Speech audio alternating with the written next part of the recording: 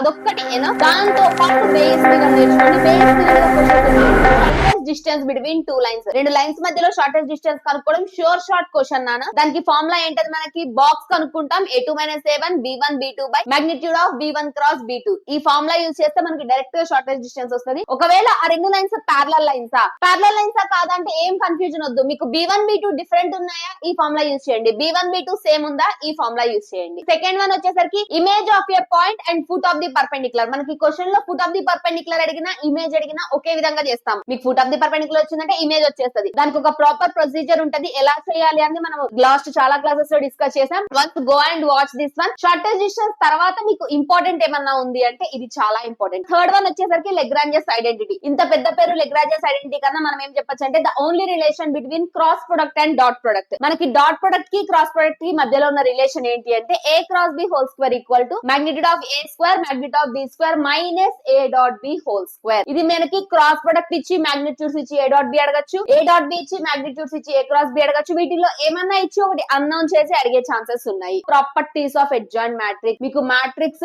Time ఎక్కువ తీసుకోవాలా time తక్కువ తీసుకోవాలా అని డిసైడ్ చేసే క్వశ్చన్ ఇదే. మీకు అడ్జాయింట్ క్వశ్చన్ వచ్చిందంటే ఆల్వేస్ రిమెంబర్ అడ్జాయింట్ కనుక్కోం మనం అసలు. ఈ ప్రాపర్టీస్ నేర్చుకున్నాను. ఇందులోనూ బాగా ఇంపార్టెంట్ ప్రాపర్టీస్ ఏంటంటే మీకు ఫస్ట్ ఇది చాలా ఇంపార్టెంట్. డిటర్మినెంట్ ఆఫ్ అడ్జాయింట్ ఏ అంటే det a n-1 whole square. Similarly 3 అడ్జాయింట్లు ఉంటే det a n-1 whole cube. 4 అడ్జాయింట్లు ఉంటే det a power n-1 whole power 4. ఇలా ఫార్ములాస్ వస్తాయి. ఫోర్ గోయింగ్ టు ఎగ్జామ్ ఒక్కసారి ఈ ఫార్ములాస్ అన్ని రివైజ్ చేసుకోండి. Kings rule. ఇంటిగ్రేషన్ అంతా చాలా లెంతీ ఉన్నా అంటే మీకు టైం ఉండి ఇంటిగ్రేషన్ ప్రాబ్లమ్ చేయాలనుకున్నా స్ట్రైక్ అవ్వకపోతే use Kings rule. Kings rule use చేసేటప్పుడు ఒక చిన్న స్ట్రాటజీ ఏంటంటే ఇంకా మీరు క్వశ్చన్ లో ఇప్పుడు కింగ్స్ రూల్ అప్లై చేస్తున్నారు అని మీకు అర్థమైంది. బిఫోర్ దట్ ఆ ఈక్వేషన్ ని 1 అనుకోండి. కింగ్స్ రూల్ అప్లై చేసాక వచ్చిన ఈక్వేషన్ ని 2 అనుకోండి. యాడ్ 1 and 2 మీకు సగం ప్రాబ్లం అయిపోతుంది. అండ్ నెక్స్ట్ వచ్చేసరికి న్యూటన్ లెబ్నిజ్ థీరం. న్యూటన్ లెబ్నిజ్ థీరం అంటే డిఫరెన్షియేషన్ కి ఇంటిగ్రేషన్ కి ఉన్న రిలేషన్. ఒకవేళ మనకు వచ్చిన క్వశ్చన్ లో d/dx ఆఫ్ ఇంటిగ్రల్ ఇలా వాల్యూస్ ఉన్నాయా, ఈ లిమిట్స్ కూడా అప్పర్ లిమిట్ ఒక ఫంక్షన్ లోయర్ లిమిట్ ఒక ఫంక్షన్. దెన్ ఏం చేస్తాము అంటే ఇంటిగ్రేషన్ డిఫరెన్షియేషన్ క్యాన్సిల్ చేస్తాం. ఫస్ట్ అప్పర్ లిమిట్ ని సబ్స్టిట్యూట్ చేస్తాం. d/dx of upper limit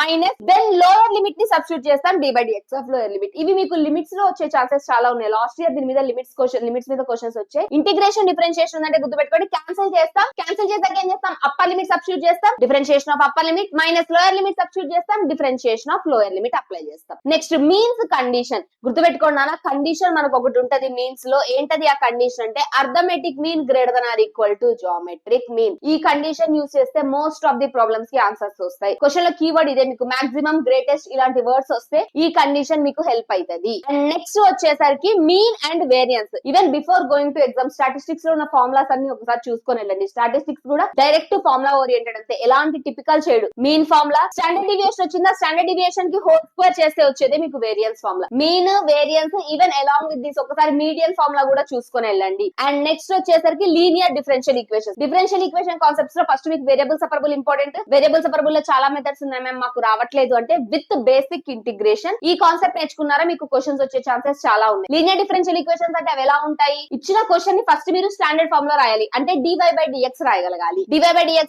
plus p of x into y q of equal to p of x. ఇలా ఉందా మీకు? ఇలా కనిపించింది అనగానే మనకు ఒక కొత్త వర్డ్ ఇంట్రడ్యూస్ అవుతుంది, integrating factor. Integrating factor e power integral p of x dx. Then solution రాస్తాం. సొల్యూషన్ ఏమైందంటే y into integrating factor equal to integral of integrating factor into ఇక్కడ మనకు వచ్చింది q of x dx plus c. Next last 10th one ప్రాబబిలిటీలో. Probability అంటే main గా మనకి favourable outcomes by total number of outcomes. అదొక్కటి దాంతో పాటు బేస్ థీరం నేర్చుకోండి. బేస్ థీరం మీద క్వశ్చన్స్ వచ్చే సిచ్యువేషన్స్ చాలా చాలా చాలా ఉన్నాయి. All the best everyone. బాగా ప్రాక్టీస్ చేయండి. ఎగ్జామ్ బాగా రాయండి. All the very very very best. Thank you.